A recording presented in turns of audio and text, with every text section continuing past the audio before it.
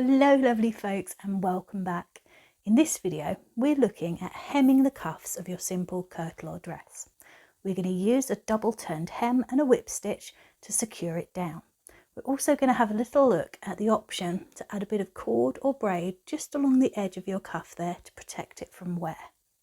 Now if you are making tight fitting sleeves, you can go ahead and do this step now, because any excess length is going to be trapped by the size of your hand once it's all made, so it's not going to be a problem.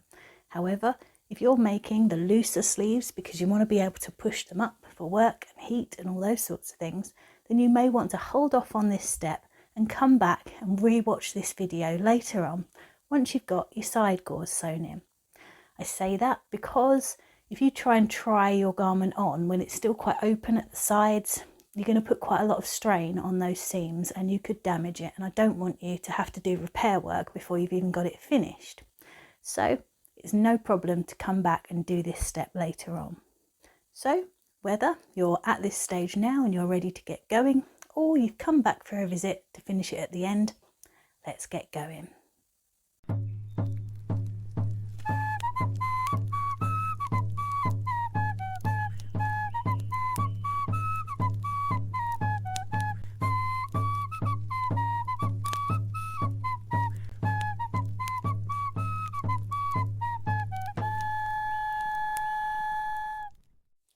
So here we are with our sleeves ready to hem. As you can see here, we're just going to be using a simple double turned hem secured down with whip stitching. What I've done here is done it on the wool. I'm going to do exactly the same thing on the linen, and then we'll come back and talk about a couple of different options we have when we're working with wool. But for now, let's get this hem pinned into place, ready to sew up.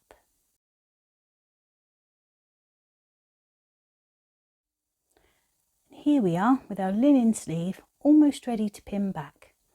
Now, with linen there is always a concern with fraying, and you can see here quite a lot of the threads have started to come out just in the process of putting the garment together this far already. So what we're going to do is just go along, snip off any very long obvious loose threads to give us a nice even edge to work with. Quite a bit come back there, so we might have to turn that a little bit further than we would normally just to compensate for that, but we'll see how that goes when we get there. Once that's all trimmed off, you're going to be ready to start pinning. Now hopefully you've had a try on of this and you've made sure that you're happy with the length of this sleeve. If it's come out a little bit too long, you've got two choices. You can either make your hems a little bit deeper to compensate for that extra length, or you can trim a little bit off. If you were going to trim a little bit off, then these little frayed edges wouldn't be a problem anyway. That would already have been taken care of. However, if you didn't need to trim any off like me, just go ahead and chop those off. And then we're ready to pin it. Now, I've left myself half an inch for seam allowance just there. That'll give you these lovely, delicate, tiny little 1/4 inch seams when you're finished. If you've got a little bit of extra length, you can make those a bit wider. However, a lot of the seams that we saw in the Viking Age used as little fabric as possible. They really did make use of as much fabric as they possibly could. So getting those small is a nice little nod to the way the Vikings would have done it themselves. So what we're going to do now is pin our hem allowance back all the way around. Now, as I said before, this is going to be a double turned hem. We want to enclose the entirety of this edge, which is very prone to fraying, inside the hem itself. Now, we're starting off working with our sleeve inside out. You can see there, that's the line of stitching that joined the two pieces, and that's the whip stitched felled edge just there. So we're going to turn it once, pin it all the way round, then we're going to turn it again. First of all, we're going to go all the way around, just turning it once, just enough so that we've got a nice line to turn back onto. What I do is I pin my cardinal points, my north, south, east and west, and then when I start to go on to the next part, which I'll show you afterwards, then I add in clips at all of the 8th points as well, just to keep everything nicely secured for when we're sewing. So first of all, let's get those cardinal points in.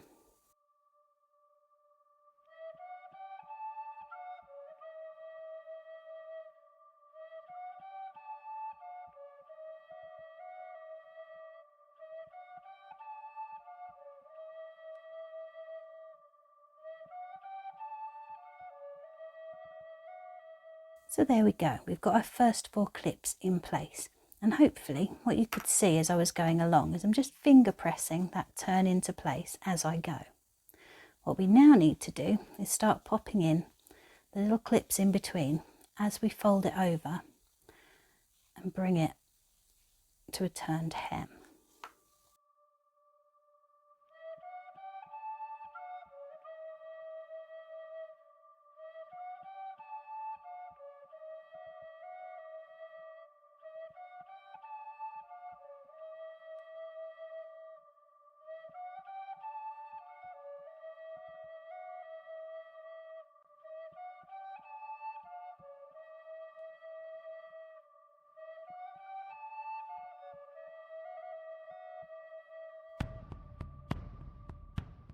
So as you can see, I've gone all the way around. I've been finger pressing as I go, working between the clips that I've already got in place, just to make sure everything's turning nicely and ending up nice and even.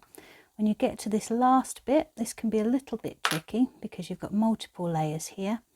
Just do your best to get that in as nice and tight as you can.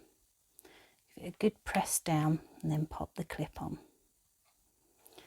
If you're only working with pins, you can pin each section, but what I would suggest is just popping a couple of pins in each side and then working round into the middle, folding around each time, because if you're pinning, obviously you've got to take a pin out each time. It's a little bit more fiddly, but totally doable. Just take your time with it and get it how you want it. So we've got that sleeve nice and pinned together. We now need to sew it up. Back in a mo.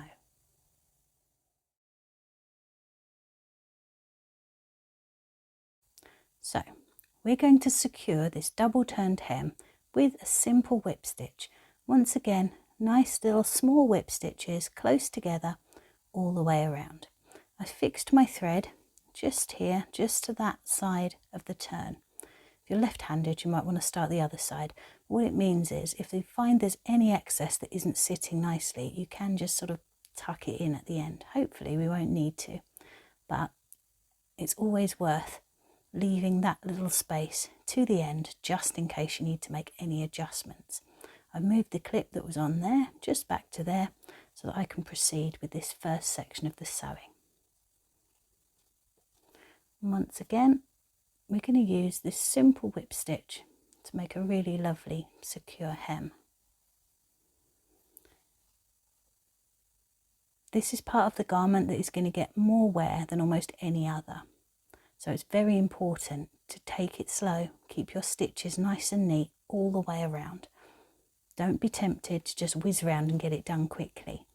I know it's tempting, but you really will appreciate your work when you come to use your garment.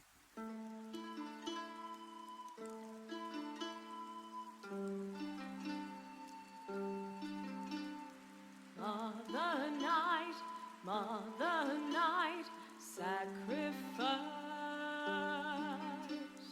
Mother night, sacrifice.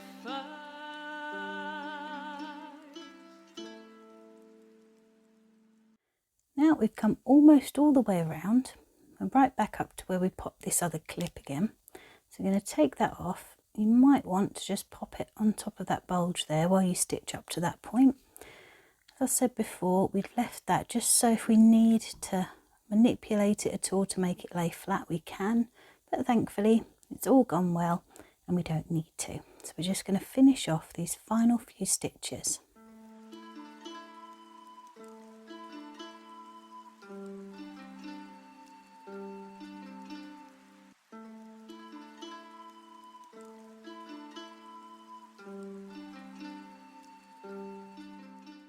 When we get to this last bit, take away that last clip.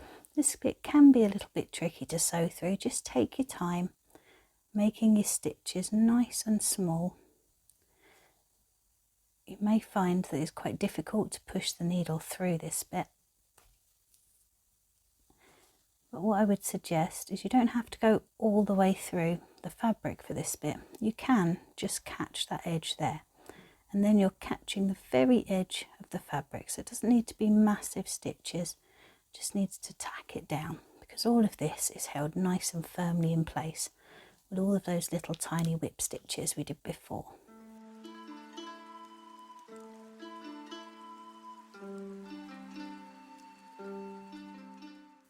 And then once you get to the end, pop your final stitch in and hide your thread tail inside of the cuff.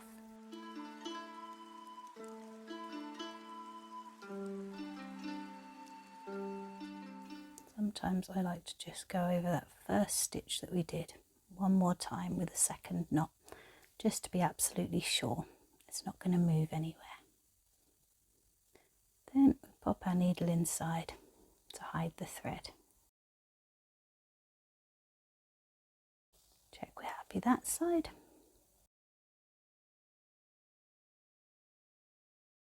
Snip that end off, and then when you just give it a gentle tug, that hides inside, and we have one fully finished cuff. I'm going to go and finish the other one, give it them all a press, and while I'm doing that, other me is going to talk to you about the slight differences there are when making a cuff on a wool garment. See you in a mo.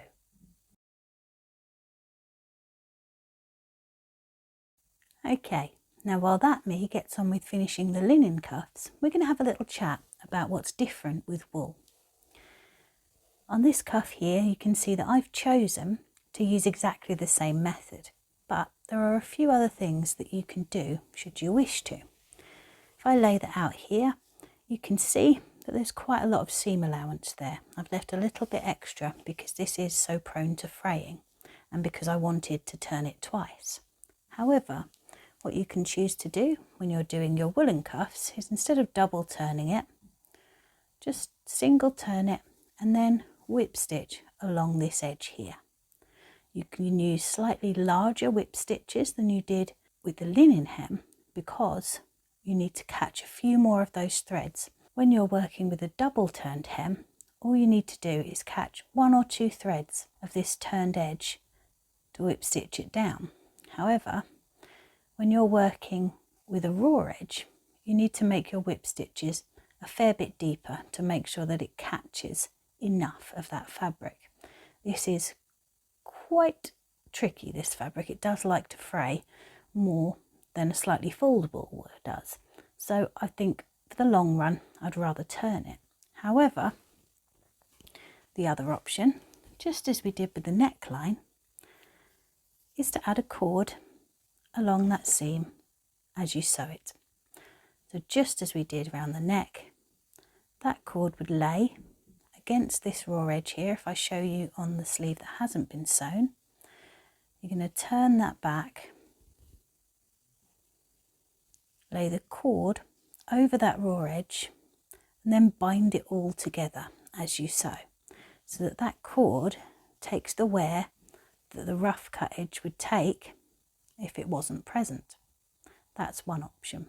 I'm going to do something a little bit different with this cuff. Instead of just leaving it like that, as we did around the neckline, I'm going to be adding a braid all the way along. I'll show you how that attaches in just a moment. But before we go on to that, this seam here that's secured down with whip stitching is a really interesting place to use a herringbone stitch. This would be absolutely perfect, especially if you're working on one of these raw edges, because the frequent back and forth crossing of a herringbone stitch provides extra reinforcement along that line. This is exactly the kind of edge that herringbone stitch is perfect for. And what you'd see on the outside is just 2 little lines that look like 2 lines of running stitch. Now, if you're working like I am and using thread teased from the scraps of the wool itself, that will be almost invisible. You can barely see the whip stitches on that are holding that hem down really nicely and firmly. And the same would be true if you were using the herringbone stitch. You'd have 2 small lines of stitching there that were holding down your hem. So those are two other options that you can use when you're working with wool. You can of course use herringbone on a linen garment as well. However, if you're using the cord over a raw edge technique, I'd save that for wool. You can use it on linen, but you will need to double turn that hem as well as laying the cord over the edge. Simply laying a cord over a raw linen edge won't be enough to stop it fraying. For more information on different hemming techniques, check out the 2 videos in the Beginner's Sewing Tutorials for Viking Age Kit playlist on the channel, where I cover these techniques in a lot more depth.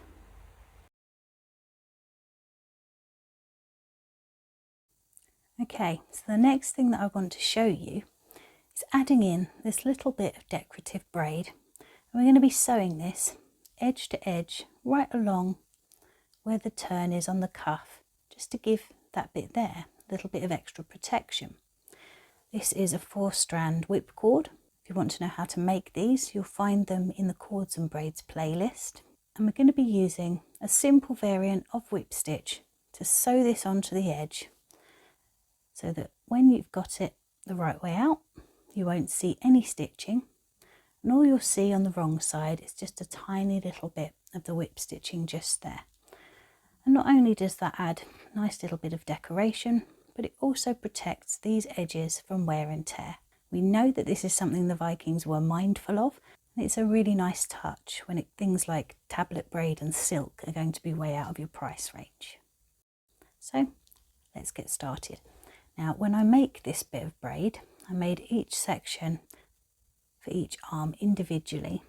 And when I started the braid, instead of fixing the loop of the braid itself to a fixed point, I used this little loop of thread here as my fixed starting point. So I tied that in a little loop at the top, and then I worked downwards from that. And what that's given me is some lovely lengths of thread that I can use to secure this braid where it's going to start just here.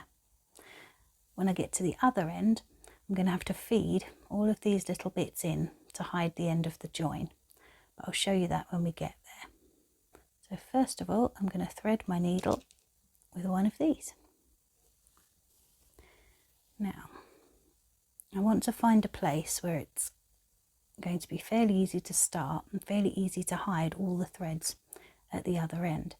If I started here, my threads are going to be inside here. That'll be quite bulky, but it's a possibility. The other way I could do it is to start from here and pop them inside there. But having a feel of this, there's a bit more room at this side. So I'm going to start attaching the braid just here. The other end will come round and we'll tuck in there to finish. So my first stitch is just going to come in just here, and I'm going to make an anchoring stitch to begin with.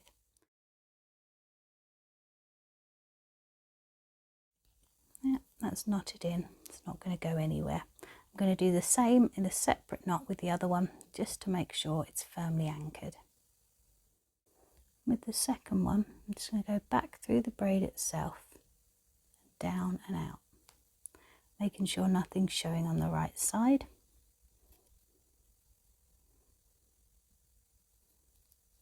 And knot it again, so that's really firmly attached.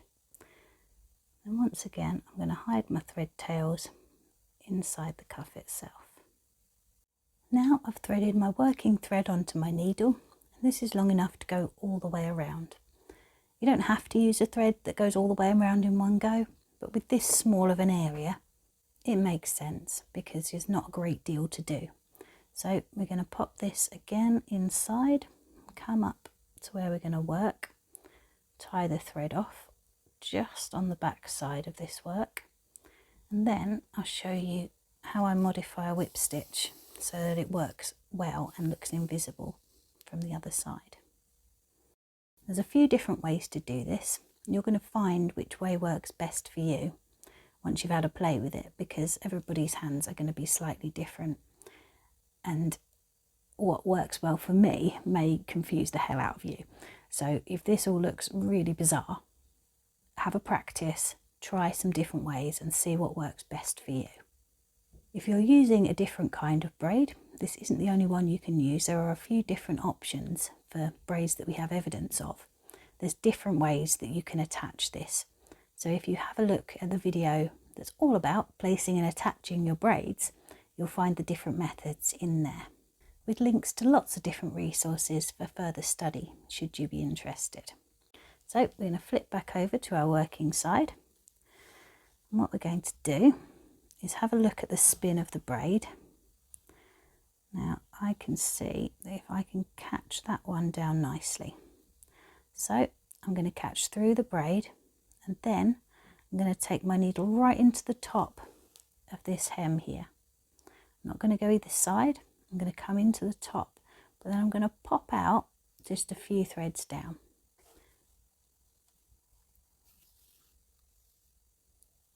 And that's our whip stitch. And then what I'm going to do is just pop along to the next one of those, go straight down, and then come across and out just a little way down there. Take your thread through, and you should be able to get a nice rhythm whereby you're picking one section of the braid and turning it down. If you can't and you're going through different ones each time, don't worry, as long as you make sure that you are coming through part of the braid and then straight downwards, so in straight, so you'd come out there if you kept the needle there, but instead of going that, you then come along and out just a little way down. And what you'll find once we've pulled this all the way through is that when you turn your work over, that's all fixed down, you don't see any of the stitching.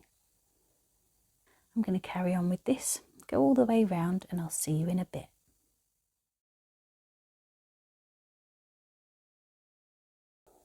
Okay, so we've come all the way around here. You can see there, you can't see any of the stitching on the outside, and all you'll see this side is a tiny little bit of the whip stitching going along. Now to finish this, there's a few options. One is to do as we did on the neckline here. You can see where the braid joins, it doubles in thickness briefly, and it's all sewn into itself there. Now that's a quick and easy solution, but it does leave you with a bit of a hump here.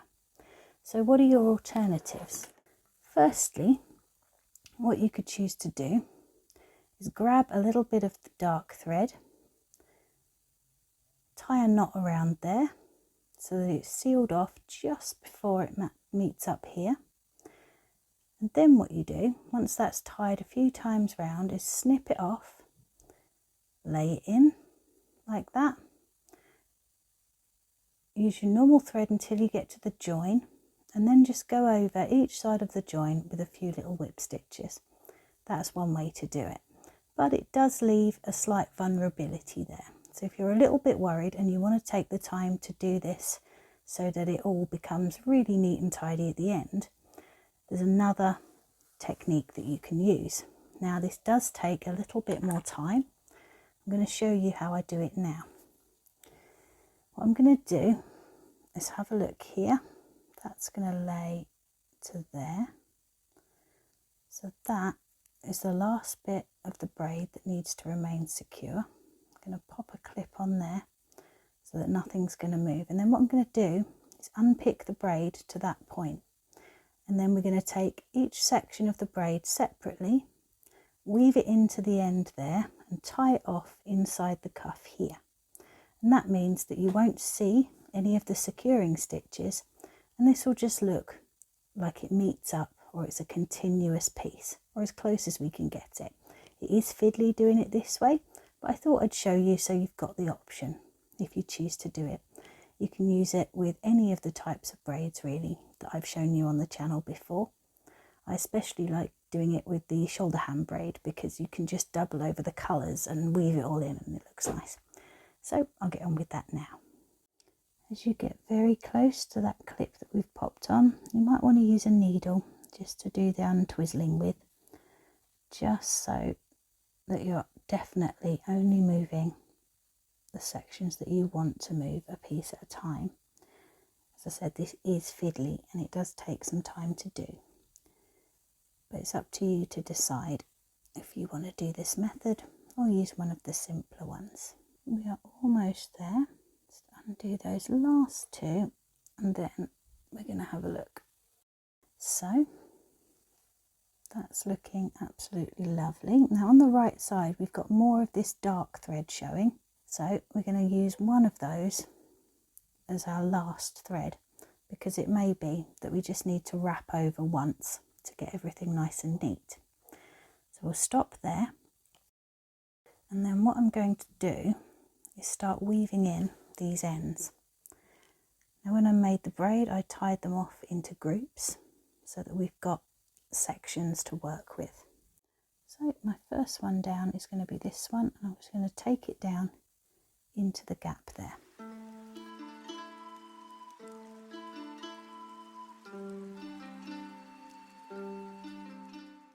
For all 3 threads on my needle, I'm going to take it over that one, right down inside there. I'm going to pop out over here. Make sure nothing's showing through on the right side.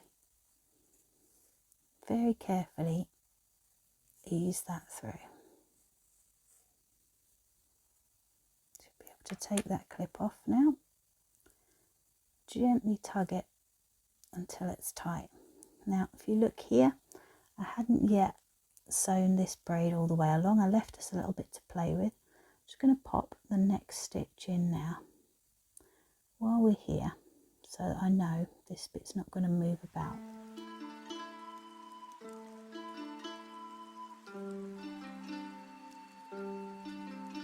Pop those down there for a moment. Just have a look at how everything's sitting. Yep, that's fine.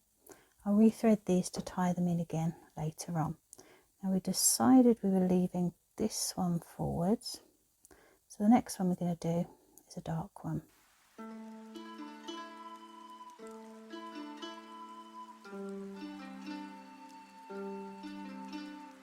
Mother night, mother night, sacrifice. Mother night, sacrifice.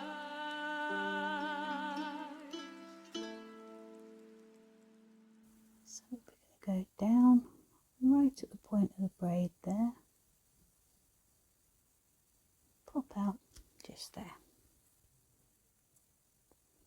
Take it slowly to ease it through. There we go. And the reason I'm not tying these off yet is just because we may find that there's something we want to adjust when we get a bit closer. So looking at that, I'm happy there. I'm going to get this next one in, and then we'll use this final one when we're happy. It looks to me like we've got plenty of black that way. We can always pop just a couple of extra stitches in this lighter thread just to keep the continuity of the braid as we go along. So having a look, we need to thread this up next.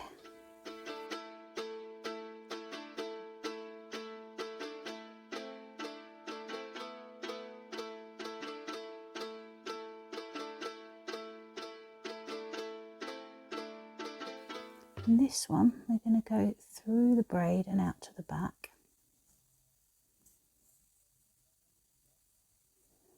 Just to have a look at how that's sitting. And we're going to take this one quite a way along here,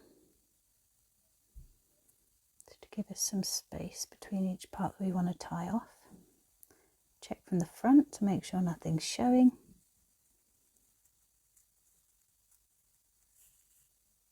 And carefully draw it through. Don't pull too tight here. You will find this goes a little tiny bit lumpy, but there's not a lot you can do about that. Sometimes it's easier to thread it through into the braid, but again, you get a bit more of a bump if you do that.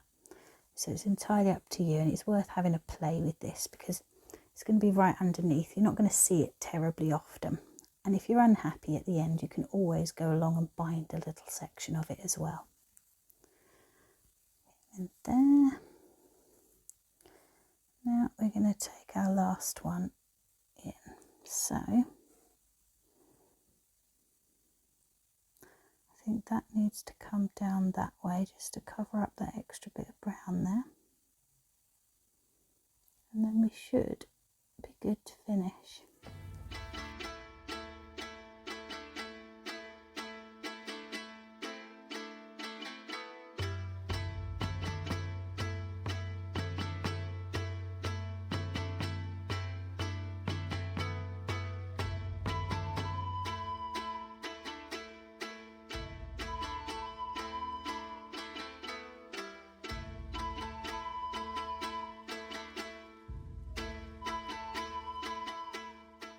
Not bad at all.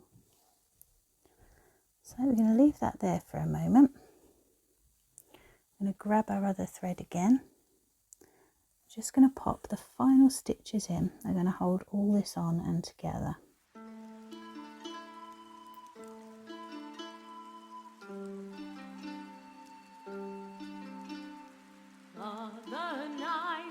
Mother night, sacrifice. Once you're happy, again, just take this through and work it into the seam allowance. Pop a little tiny knot there just to secure it, and then hide the tail once again. And then all that's left to do is finish off these thread tails here. And what I tend to do is just make a very small little stitch there into that hem allowance. Can't see it on the other side. Tie it off in a simple knot and hide the thread tails. Dead easy. Because it's wool, it will all begin to felt together a little bit over time, so that after a while you won't have any worries about any of it coming undone.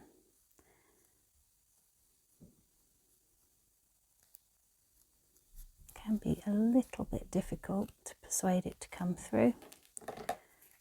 And once it's through, pull it tightly so that you're taking it back a little bit. Snip,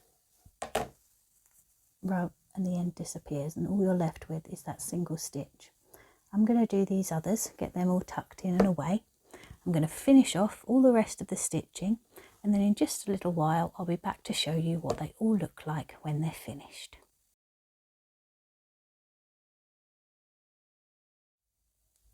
And here we are, 2 sets of sleeves sewn up and complete.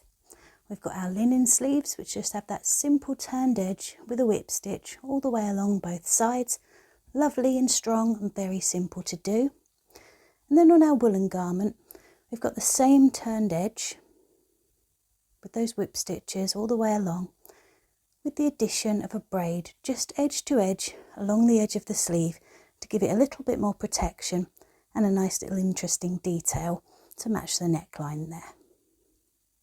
You can, of course, if you choose to, add in this little cord along the raw edge. If you're only turning your wool once, pop that little cord along the top there to protect that raw edge, or you could choose to use a herringbone stitch here to hold that seam down lovely and flat. And if you're using thread that matches well, you'll hardly see the stitches on the outside. If I just lift this up here and show you what that looks like, all sewn in at the end there. Those 4 strands of the braid just tied off there and neatly tucked in. So what you see on the outside is a practically invisible join. It's a small little bump there, but as far as you can tell from a few feet away, that's a continuous braid. It's a fairly simple process, but it's one that's important to take the time to get right, because not only are these one of the areas most prone to wear on your garment, it's one that you're going to be seeing most often as well. And I know for me, seeing my cuffs done nicely is a real little boost. It's nice. So take the time, get those cuffs looking great. You won't regret it. If you've got any questions about this part of the process, as always, pop them down in the comments. Now we're ready to move on to the next stage of our garment creation. If you've popped back because you've waited to do your hems till the end, that's going to be hemming the whole lot for you. However, if you've been following along with the tutorial, the next stage is going to be finishing off the underarm gusset. And then, if you're using gores that start from the waist, sewing down these side seams. and there's a particular stitch and seam treatment that I use for this, and I'll explain all of that in the next video. So until then, look after each other, and I will see you soon. Bye.